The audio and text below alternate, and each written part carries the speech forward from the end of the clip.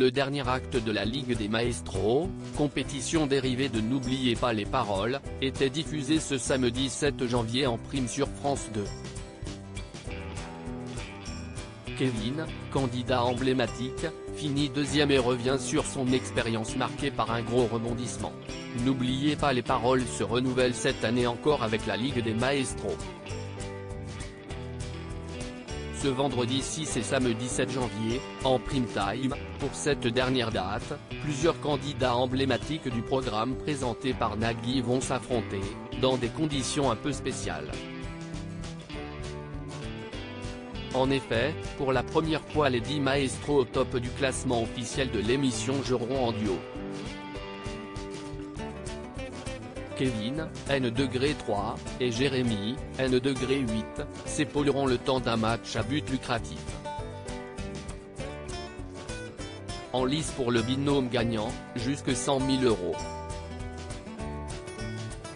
Tout plein de ressorts inédits abordés par l'ex numéro 1 du jeu musical, finissant deuxième de cette édition spéciale.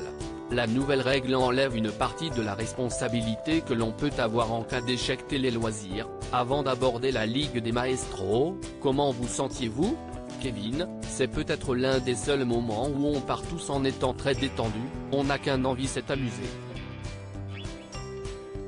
Personnellement, j'avais vraiment lâché les révisions, là j'avais juste envie de m'amuser. Pendant les masters, il y a toujours cette pression, personne n'arrive à prendre de plaisir, alors que là pour le coup c'était le contraire. Comment avez-vous accueilli la nouvelle règle de la Ligue des Maestros? Quand j'ai appris qu'on allait être en équipe, j'étais content.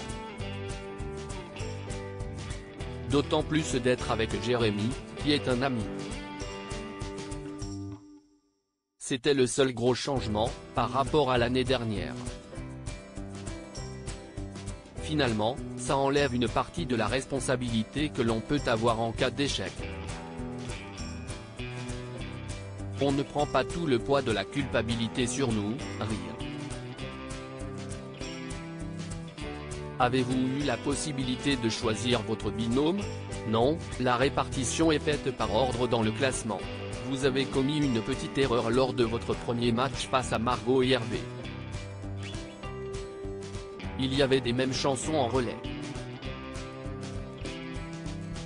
On était les premiers à passer sur cette thématique et on s'est fait un peu avoir là-dessus parce que le rythme est rapide. On pensait que chacun allait se partager une moitié de la chanson, mais on n'a pas fait attention aux lumières, qui s'allument pour signaler qu'il faut changer de chanteur. On a donc chanté en même temps et on a compris, pour les autres matchs, qu'il ne fallait pas faire comme ça, rire. On connaissait les paroles, on s'est juste mal coordonné. On n'avait tous les deux pas révisé. Cet imprévu a-t-il été facile à gérer? Oui, ça m'a bien plu puis on s'entend tous très bien.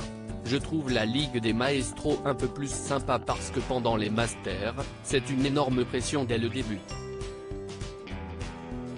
Si tu foires le premier match, c'est fini et tu as bossé pour rien, en fait. Avec les masters, je ne prends jamais de plaisir, à moins que j'aille loin.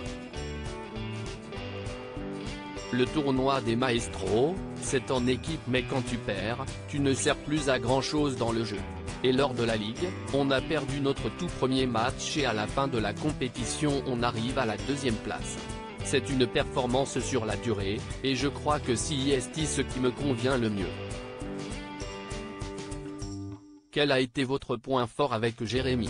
On avait une bonne communication et on essayait de choisir des morceaux pour se mettre en avant l'un et l'autre.